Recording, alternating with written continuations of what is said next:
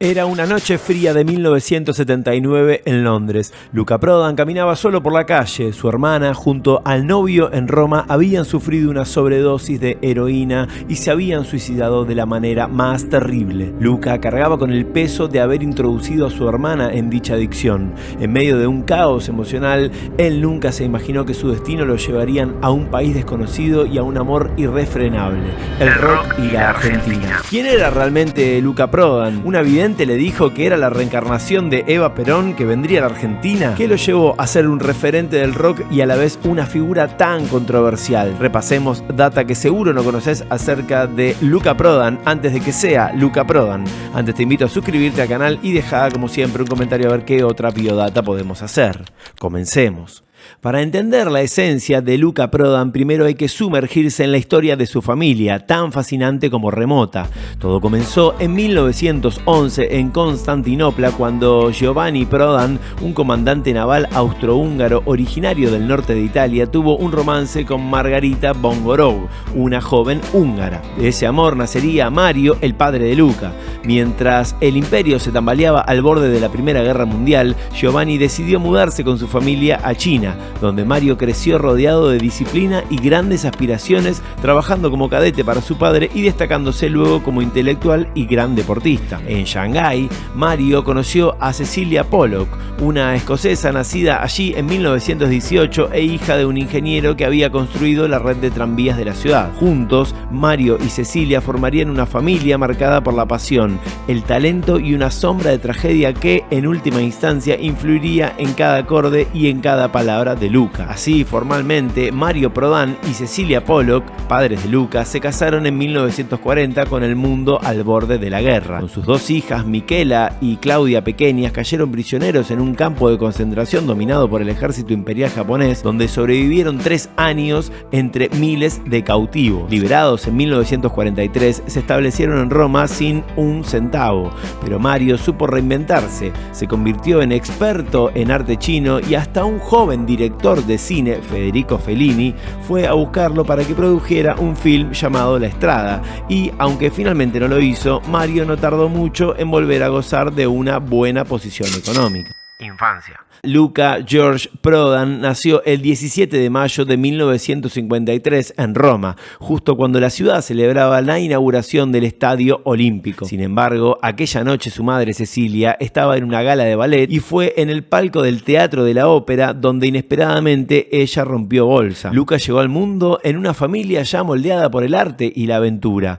Poco después, con el regreso de su padre a China, se mudaron a las afueras de Roma hasta que Mario adquirió un elegante piso en Via de Funari, número 20. A los 5 años, Luca inició su educación en el St. George British International School, donde sus compañeros provenían de todos los rincones del mundo, despertando en él una perspectiva sin fronteras. Los Prodan vivían con holgura y Mario, un apasionado del mar, construyó un yate para desafiar a sus hijos en largas travesías, donde los instruía como marineros y les inculcaba la disciplina y el valor. Mientras Mario se relacionaba con directores de cine como Fellini y Rossellini en la legendaria Cinecittà, Luca se mezclaba en sus mundos de fantasía, apareciendo como extra en esta escena multitudinaria del film Cleopatra y años más tarde también tocando la flauta en una de las plazas en el film Roma de Fellini. Sin saberlo, Luca empezaba a forjar un carácter que lo llevaría muy lejos de aquella vida bohemia,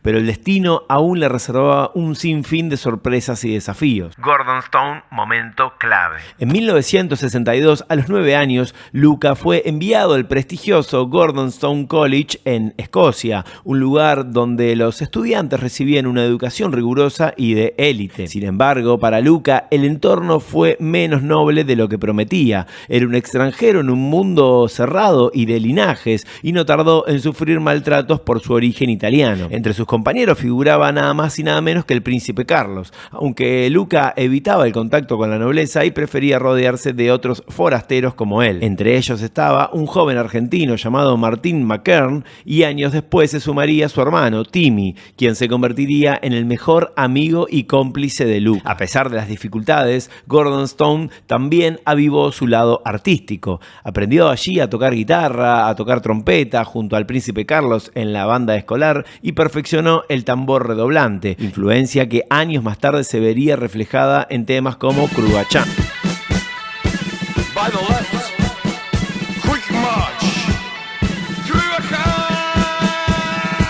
Aunque los rumores de sus peleas con el príncipe Carlos son pura leyenda, Luca era famoso por su rebeldía y su talento, destacándose en las clases de música. Sin embargo, el rigor de las reglas y la distancia de su familia lo afectaban profundamente. En cartas, Luca dibujaba una bota, símbolo de la Italia que extrañaba. Cada verano regresaba a Roma buscando en esos 3 meses de libertad algo que Escocia le había arrebatado.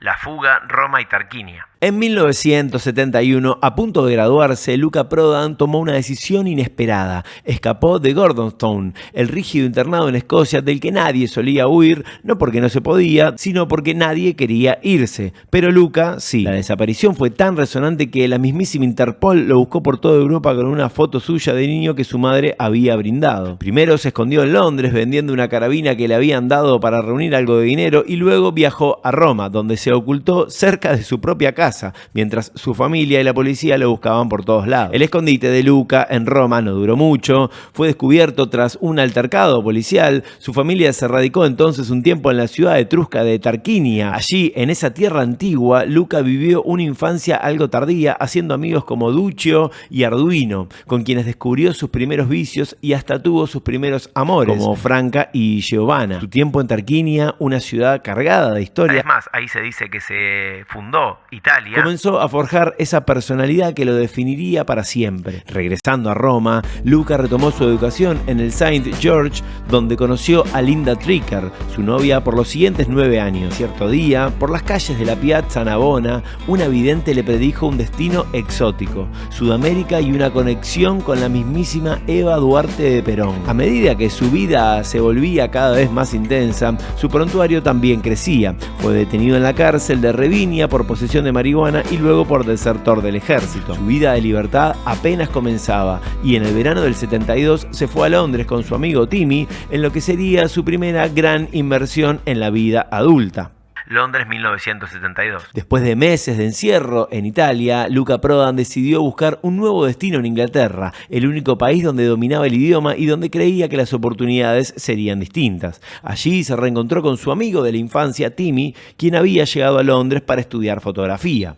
Corrían los primeros años de los 70 y la capital inglesa era un hervidero de movimientos musicales emergentes, desde el rock psicodélico hasta los inicios del punk. Luca, siempre con una curiosidad feroz, se sumergió en estos géneros con entusiasmo. Sin embargo, esta nueva vida no fue el renacer que esperaba. En Brighton, donde intentó establecerse, la dureza del día a día lo golpeó. Escapando de Roma, sobrevivía gracias al seguro estatal que recibía, compartiendo el techo en una casa prestada junto a personas sin hogar, aunque años después surgirían rumores de que su padre le había comprado un pequeño departamento. Brighton fue una etapa de supervivencia más que de disfrute. A medida que avanzaba la década, Timmy, amigo y pilar emocional para Luca, lo convenció de regresar a Londres para buscar un empleo y abrirse paso en la ciudad. A partir de ese momento, Luca comenzó a explorar más en detalle la escena musical.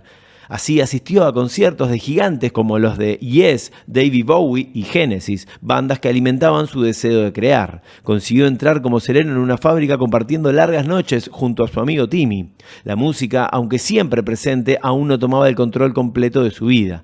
Pero en 1975 la historia tomaría un giro inesperado. Timmy regresó a Argentina tras el fallecimiento de su padre, dejando a Luca sin su gran apoyo en Londres. Aunque Luca ya transitaba las plazas tocando su guitarra y ya había formado su primera banda, Nuclear Health, ese mismo año cayó en el oscuro abismo de la heroína, una droga que lo marcaría para siempre. En medio de la vorágine urbana, su familia se radicó en Londres, lo cual fue un refugio temporal que le permitió canalizar su creatividad y grabar algunas primeras canciones. Fue en esa época que compuso Teléfonos, White Trash, un clásico de Sumo en un frío día londinense. No estaba nada mal para un joven de apenas 22, 23 años. Sin embargo, las oportunidades eran esquivas en una ciudad sumida en crisis, y aunque logró un trabajo en la popular Virgin Records, sus días como sereno estuvieron marcados por su amor incontrolable por la música, que lo llevaba a tomar prestados, entre comillas, ciertos discos. Esto llevó a que lo despidan. Sin claudicar, tuvo una segunda oportunidad ya que los clientes lo pedían. Luca conocía el catálogo musical de memoria, pero nuevamente reincidió y lo echaron para siempre. En 1978, una conexión inesperada con Stephanie Nuttall, la baterista de la banda Manicure Noise, le abrió las puertas a un Londres cargado de nuevas bandas y la escena reggae de los inmigrantes jamaiquinos. Video recomendado, la biodata de Bob Marley, donde abordo este tema en profundidad, vayan a verlo. En aquel año, Luca siempre recordaba también haber asistido al legendario concierto de la banda Van der Graaf en el Marquis, donde incluso muchos afirman que se escuchan sus gritos en la grabación.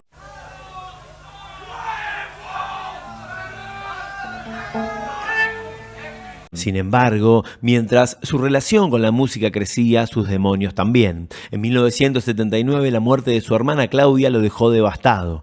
Ella y su novio se suicidaron encerrándose dentro de un auto e inhalando el monóxido de carbono del caño de escape con una manguera al interior del habitáculo. Una locura que solo con varias dosis de heroína uno puede realizar. Luca, consumido por el dolor y la culpa, cayó en un espiral autodestructivo, provocándose su primera sobredosis. Lo encontraron casi muerto en su casa del 30 de Thames Road. La noticia alertó a su madre, quien viajó a Londres convencida de que perdería otro hijo. Pero afortunadamente, Luca se recuperó del coma hepático. En un breve destello de lucidez, grabó su voz como coro en una canción llamada Living by Numbers del grupo New Music, alcanzando un inesperado éxito en los charts británicos. Nos metemos en el Data Laboratorio para escuchar la voz de aquel Luca Prodan.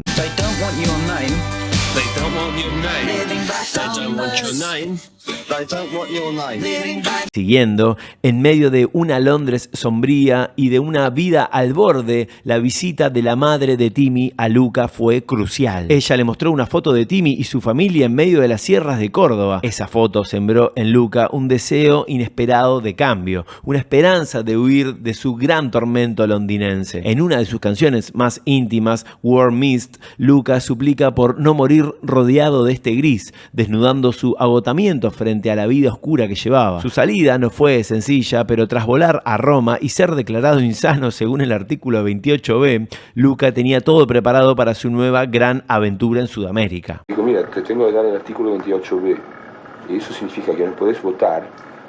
Yo dije, ¡wow! ¡Qué suerte! Me dijo, no podés ser empleado estatal. Y yo dije, buenísimo, eso es más, me estás dando un regalo. Entonces, yo, para la ley italiana, soy ser enfermo mental. Buenos Aires, 1980. A comienzos de 1980, Luca Prodan aterrizaba en Ezeiza, todavía bajo los efectos de la última dosis de heroína, pero decidido a cambiar su destino. Se alejaba de la neblina de Londres, decidido a reconstruir su vida en el misterioso Valle de Tras la Sierra, Córdoba. Allí estaba Timmy, su familia, y ocasionalmente lo visitaba el cuñado de Timmy y su amigo, Germán Dafunquio y Alejandro Sokol. Sin embargo, lo que parecía un escape terminó convirtiéndose en el verdadero escenario ideal para el nacimiento de algo nuevo. Las noches en Guaicó, a las afueras de Nono, el paraje donde residía, eran una mezcla de música a todo volumen, improvisaciones hasta el amanecer y la melancolía de Luca, que aún vibraba con la música de Joy Division y la urgencia del punk. A pesar de estar lejos de la ciudad, Luca mantenía el deseo de formar una banda. La chispa final se encendió el 22 de junio de 1980 en un bar de Miraclavero, donde Luca se subió a cantar ante un público completamente sorprendido. Yo recuerdo a Luca diciendo, yo me voy a Inglaterra,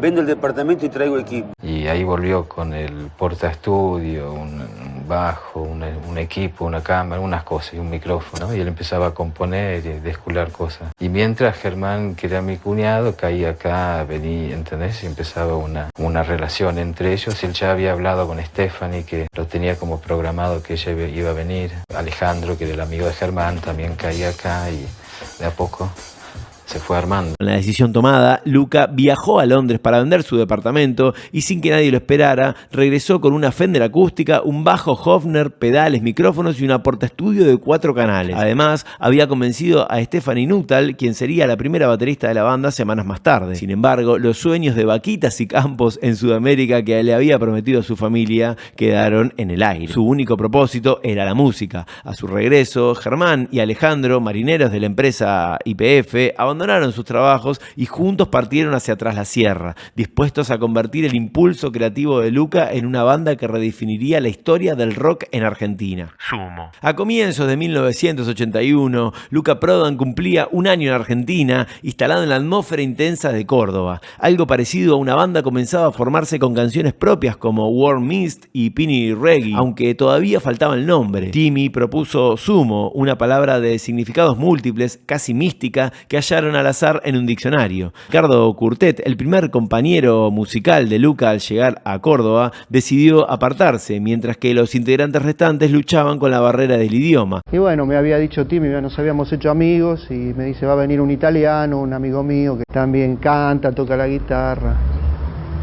Y bueno, apenas a los 2 días que llegó, aparecieron en mi casa, ahí en Mina Clavero. Recordemos que Steffi y Luca casi no hablaban castellano y bueno, Germán y Alejandro seguramente no hablaban inglés. The Universal Language, ¿no? La música. Ese verano, en la finca de los McKern, Luca y su grupo dieron su primer paso al tocar en una reunión de fin de año en Hurlingham. La madre de Timmy, Cynthia, conectó a la banda con John Lear de la empresa Phonogram y Sumo consiguió su primera oportunidad de grabar, pero los productores querían que la banda sonase como Harp, un grupo de country norteamericano radicado acá en Argentina. Luca rechazó esta idea y aunque mantuvieron su estilo, lograron grabar y con ese material darle la posibilidad a Timmy que comience como manager de la banda. Fue entonces cuando en una noche de tragos, Alejandro Sokol y su novia raparon a Luca dándole un look inusual y provocador. Un frontman calvo en una época en la que nadie lucía así en la escena rock. Así, con esa imagen disruptiva, Sumo hizo su debut en el Caroline's Pub el 4 de febrero de 1982, con temas como Breaking Away y Virnalis. Aquella noche, 2 jóvenes, Alfredo Rosso y Diego Arnedo, asistieron al show. Pronto serían cruciales para esta historia. Para los miembros de Sumo, todo era espontáneo, casi por diversión, pero Luca, sin asumir un rol de líder explícito, los impulsaba a ir más allá, creando un ambiente de creatividad inusual en el rock de los 80. 1982. Así, dadas las cosas, el 20 de marzo de 1982, Sumo tocó en el festival Rock del Sol a la Luna en el Club Estudiantes de Buenos Aires, junto a Los Abuelos de la Nada y junto a Riff. Luca hizo una broma provocadora sobre Papo. Papo, ¿quién es Papo? Fucking Papo. Le juego una carrera hasta Rosario tomando vodka a ver quién gana, Entre los presentes estaba Roberto Petinato, un joven reportero de revistas, quien se acercó a Luca para charlar y conocerlo. También aquella tarde estuvo el famoso Pepe Luis, un personaje de Zona Oeste que luego inspirara una canción de Divididos. De hecho, creo que es el mismo que nombra Luca en Mañanas en el Abasto, José Luis. En 1982, con el estallido de la Guerra de Malvinas, las primeras grietas asomaban en la formación de Sumo. Los padres de Steffi, la baterista, le rogaron que regresara a Londres, y esto dejó un espacio para que Diego Arnedo asumiera al bajo, mientras Alejandro Sokol se volcaría a la batería. Así, Sumo se adentró aún más en el underground porteño, donde el mítico bar Einstein de Omar Chabán se convirtió en su refugio y en la plataforma de lanzamiento que consolidaría su estilo único. Allí, rodeado de figuras como Pipo Chipolati y Daniel Melingo, el grupo desató su esencia cruda y provocadora, ganándose la curiosidad de los asistentes y el apoyo de una escena que comenzaba a gestarse. La revista Expreso Imaginario en octubre de 1982 publicó su primera nota sobre Sumo, escrita ¿por quién? Por Alfredo Rosso. Fue allí donde Roberto Petinato hizo su entrada memorable a la banda, luego de llegar a un ensayo con su saxofón y convencer a Luca de que debía formar parte del grupo. Sumo avanzaba, como siempre, sin normas escritas, y en ese caos llegó a la ciudad de La Plata, donde Luca aquella noche reemplazó al mismísimo Indio Solari en Los Redonditos de Ricota, en un show que pasó a la historia del rock nacional. Incluso dicen que hubo ensayos en Sala Ricotera, ahí en Diagonal 78, casi 48, en La Plata. Este cruce se repetiría casi al final de la vida de Luca, quédate que te lo voy a contar. La gira que emprendieron luego lo llevó primeramente al interior del país, en un periplo en el que Luca dejó huella en cada rincón que pisaba. Una noche en el famoso Cero Bar, en medio de un show, Luca se desplomó frente al público, que pensó que se trataba de un acto teatral. Sin embargo, el colapso era genuino, causado por el alcohol. Para Sumo, cada presentación era entregarlo todo. Tal es así la historia del reducto de zona norte llamado Umbral, que era de propiedad de Geniol con Coca, y quien le dijo por primera vez a Luca: "Case, boludo", esta frase que tomaría suma importancia en la posteridad.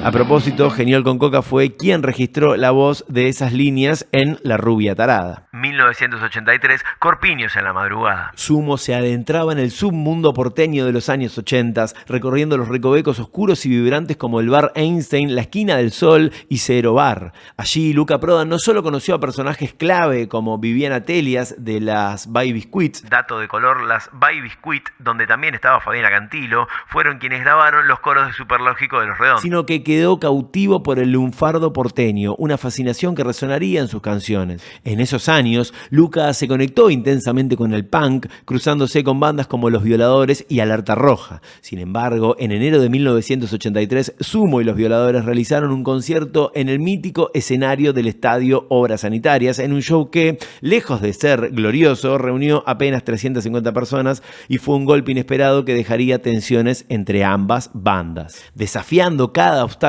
Luca y Sumo buscaban más espacios en la escena. Fue tal el impacto que Luca, junto con bandas amigas como Los Twist y Virus, intentaron armar una huelga de shows para exigir más ingresos a Omar Chabán en el Bar Einstein. Aunque Soda Stereo decidió no unirse a esta rebelión, el reclamo fue tomado en cuenta y Chabán comenzó a pagarles un poquito más. En paralelo, Luca ideó un truco para asegurar más actuaciones semanales. Creó 3 versiones alternativas de Sumo, llamadas Sumito, la Hurlingham Reggae Band y Ojos de Terciopelo, con las que dominó la cartelera underground y brindó variedad al público. Muchos también dicen que era para satisfacer necesidades artísticas de todos los músicos, ¿no?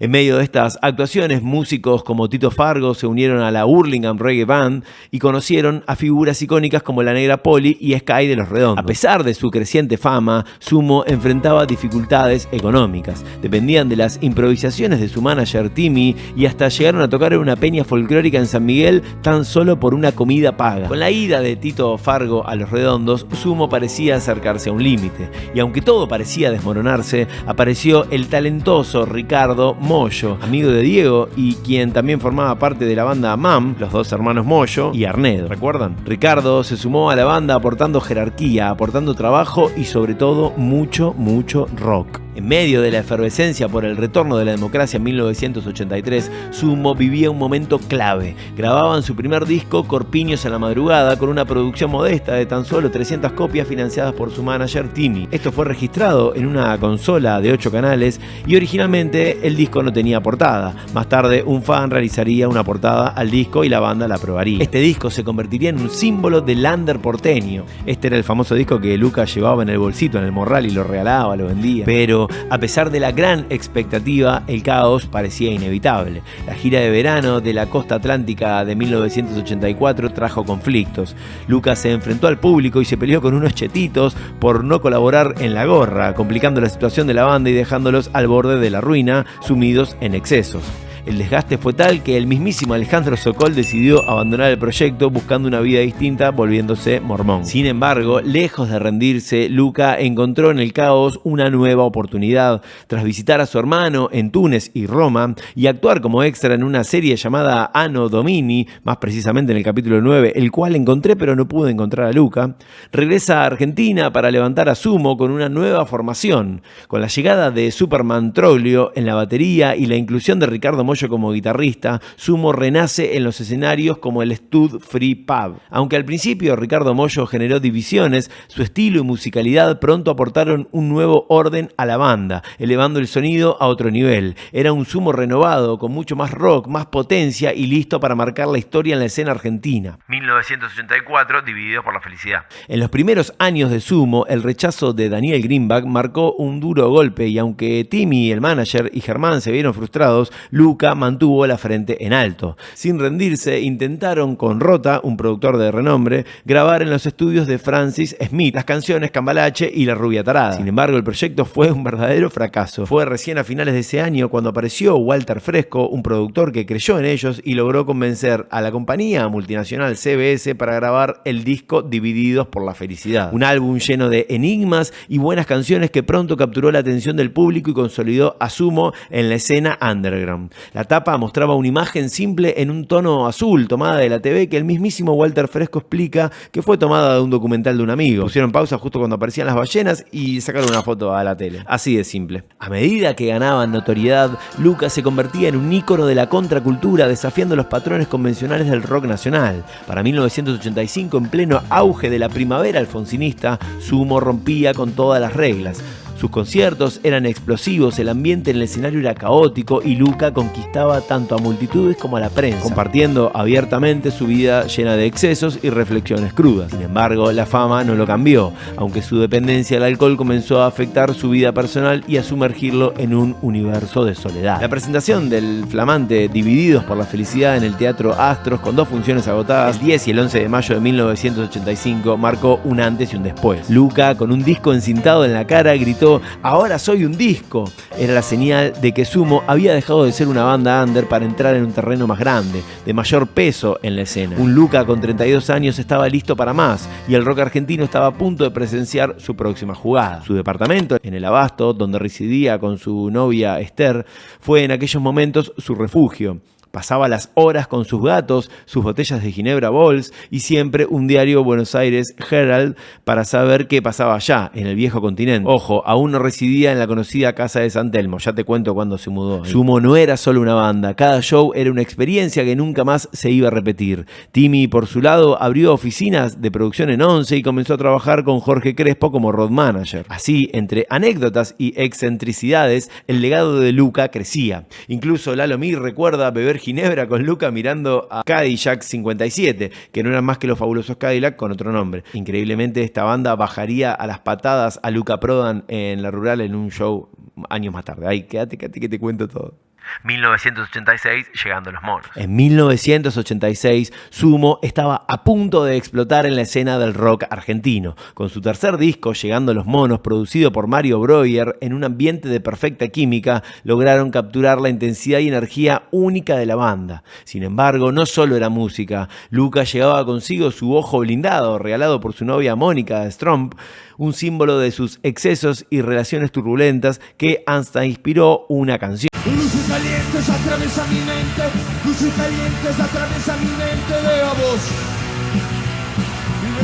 La portada del disco, inspirada en una obra del artista Cristo llamada Package, reflejaba su esencia irreverente y enigmática. Ese año, Sumo dominó escenarios icónicos y fue ganando terreno, dejando su huella en festivales como el Chateau Rock, donde años más tarde la banda se presentaría sin Luca en un show histórico y atípico, y más shows memorables. Desde su presentación en el famoso programa Feliz Domingo, donde llegaron y tocaron en vivo sin dormir tras la noche previa, ya que venían de un show en Quilmes. Dato de color, aquel día fue el día que Argentina levantó la Copa del Mundo en el Estadio Azteca. Hasta su debut en el estadio Obras Sanitarias el 9 de agosto, donde Luca, incansable, mostró su conexión única con el público, marcando un antes y un después para el rock under. De hecho, el ritual de Obras Sanitarias fue tan exitoso que se repitió el 15 de noviembre, pero esta vez con invitados desde Brasil. La banda Os Paralamas do Sucesso, un ascendente trío brasileño que ya había comenzado a abrirse camino en nuestro país, fue la encargada de abrir la noche. Los shows de Sumo siguieron y hasta cruzaron el charco para presentarse en Uruguay, en el Montevideo Rock 1, junto a Charly García, Hit y Fito Páez. Dato de color. Y este dato de color surge de un comentario que dejaron ustedes, por eso es tan importante dejar comentarios. Los que asistieron a aquel concierto dicen que Luca dedicó La Rubia Tarada a los que vivían en Punta Gorda y Carrasco, una zona más bacana, más cheta de Montevideo. El año cerró con un concierto en cemento y aunque Sumo ya era una leyenda en construcción, el dinero aún no llegaba. Luca encontró un escape irónico en un empleo de traductor de los guiones del Topollillo, donde aprovechaba su dominio del slang, de la jerga callejera romana. El rock parecía estar a punto de consagrarlos, pero Luca y su banda aún vivían entre la euforia del escenario y la lucha por sobrevivir. 1987, After Chabón.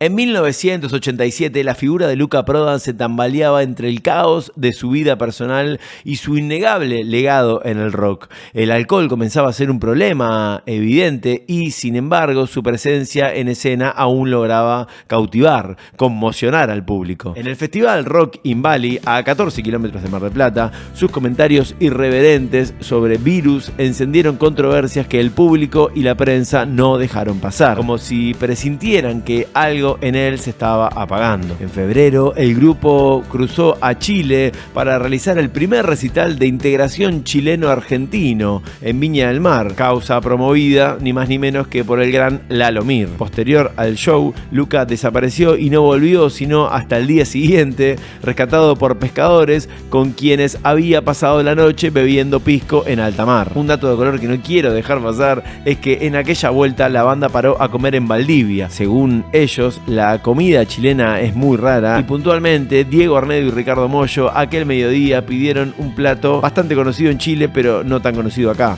camarón Bombay. De ahí la canción. Sin embargo, las tensiones continuaban y Mollo tomó el liderazgo en Sumo mientras la salud de Luca empeoraba. En abril comenzaron la grabación del disco After Chabón, un disco que, según Luca, sería el mejor, pero al que llegó menos involucrado que en los anteriores. Por supuesto que la cita obligada del disco, entre todos los grandes hits que tiene, es No Tan Distintos, con más de 3 compases sacados de Know Yourself Man King de la banda The Gladiators.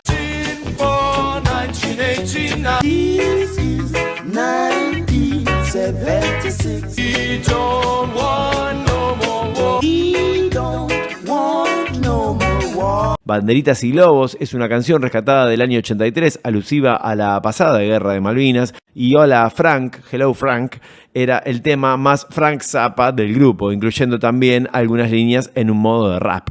El 10 de octubre, en un obras abarrotadísimo, Luca y Sumo dejaron otra marca en la historia. La presentación de After Chabón fue un éxito, pero el cantante ya daba señales de su desgaste físico cada vez más visible. Las historias se acumulaban y el propio Luca hacía guiños sobre su destino inevitable. En una entrevista realizada por Nora Fitch, confesó que algún día se iba a morir, que lo presentía y que no faltaba mucho.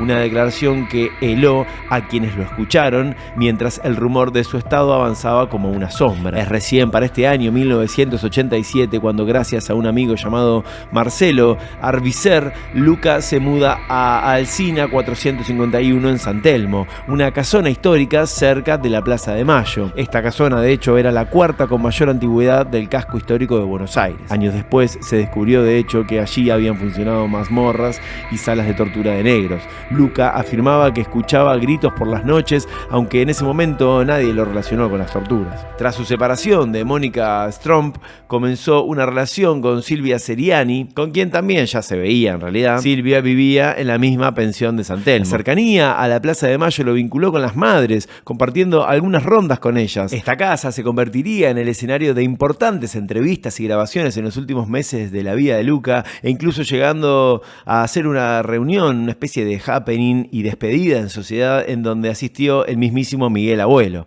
Registro de aquella reunión son estas grabaciones encontradas que estás viendo en este momento.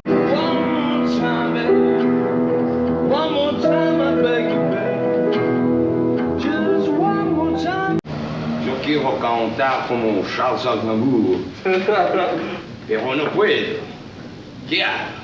Entonces se pone en una máquina de esas para adelgazar, ¿viste? Que te hace vibrar y empieza...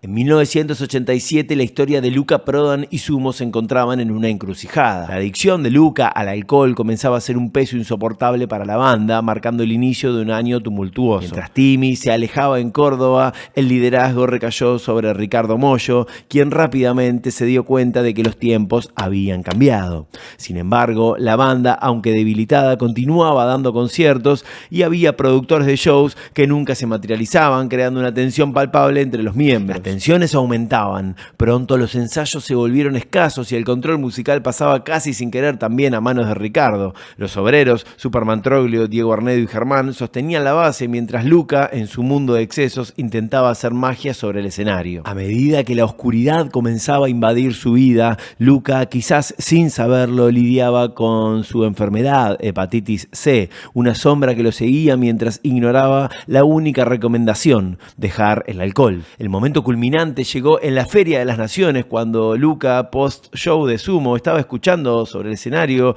a los fabulosos Cadillac y quiso entrar para cantar una canción con ellos. El saxofonista de la banda lo sacó del escenario a los empujones, a las patadas, y Luca entró en un ataque de pánico. Realmente su condición era muy frágil. Recordemos que lo mismo había ocurrido algunos meses antes en Cemento junto a los Redonditos de Ricota, pero el respeto hacia Luca hizo que aquella participación se inmortalice en esta gran versión, y única sobre todo, de Criminal Mambo.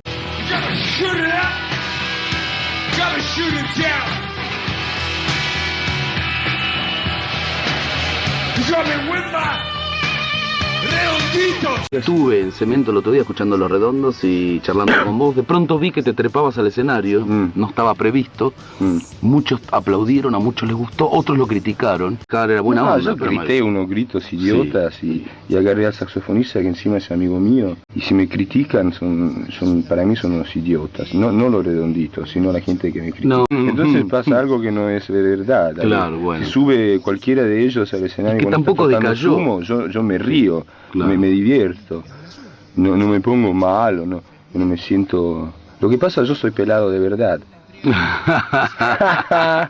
Su exnovia, Mónica, atenta al deterioro de Luca, buscaba formas de sacarlo del abismo, incluso planteando un tratamiento de desintoxicación en un centro adventista en Entre Ríos. Si bien el tratamiento era costoso, Luca lo solventaría con el dinero que recibiría en diciembre al renovar el contrato con CBS. Mientras tanto, su hermano Andrea Prodan en Europa prometía regresar para ayudarlo, dejando entrever la esperanza en medio del caos. La vida de Luca se entrelazaba con historias de amigos, música y amores perdidos, todo bajo la sombra de un destino incierto que se cernía sobre él. Así llegamos a la madrugada del jueves 10 de diciembre de 1987. Luca se encontraba en medio de la 7ª marcha de la resistencia organizada por las Madres de Plaza de Mayo. Al día siguiente, las mismas madres subían al escenario del estadio de River Plate ante más de 70.000 personas en el concierto de Sting en Argentina. Luca, por su lado, recordaba y le hablaba a sus amigos de aquel Sting de 1977, cuando había vivido en la casa de Thames Road en Londres. El plan para que Luca viajase a Entre Ríos era casi un hecho. Luca, por su parte, anhelaba cambiar su vida, deseaba ser padre y le preocupaba que su hijo lo viera en ese estado. Aún así, no podía escapar de sus propios demonios. A menudo, en sus momentos de lucidez, repetía que en diciembre de 1987 él se iba a morir.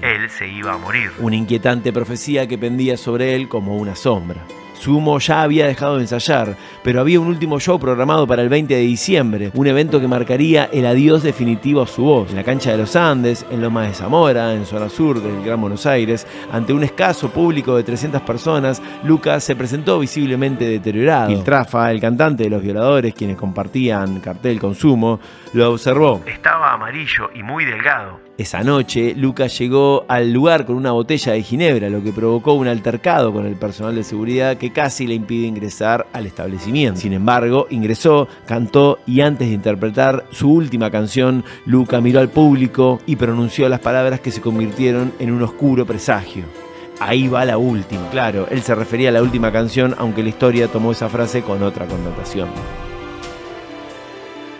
2 días después, el 22 de diciembre del 87, el mundo se detuvo al enterarse de que Luca George Prodan había sido encontrado muerto en su habitación de la calle Alsina. Las versiones sobre la causa de su muerte eran confusas. La prensa hablaba de un paro cardíaco por cirrosis hepática, mientras que otros insinuaban una sobredosis de heroína. Sin embargo, sin autopsia, la verdad quedó oculta entre rumores y especulaciones. Ricardo Mollo, su compañero de banda, fue uno de los primeros en llegar y al encontrarlo e intentar acomodarlo en la cama, comprendió instantáneamente la realidad. Luca ya se había ido, ya no estaba allí. El abogado de la banda, Albino Joe Stefanolo, manejó la situación con las autoridades, asegurando que la muerte de Luca se registrara como natural. Así, aquel 22 de diciembre nació un mito. El legado de Luca Prodan trascendió su trágica partida, dejando una huella imborrable en la historia del rock argentino. A la muerte de Luca Prodan le siguieron la de 2 importantes personajes de nuestro rock, Miguel Abuelo y Federico Moura, en 1988. Les dejo por acá sus biodatas realizadas tratadas con el mismo nivel de minuciosidad y respeto que esta investigación. Soy Paul López Alich. Los que gusten suscribirse al canal son bienvenidos. Dudas, quejas y sugerencias en comentarios. Colaboración, el que quiere, es ahí por Mercado Pago. Un cafecito es muy móvil. Desde ya siempre agradecido por apoyar a este canal y sobre todo la historia del rock nacional.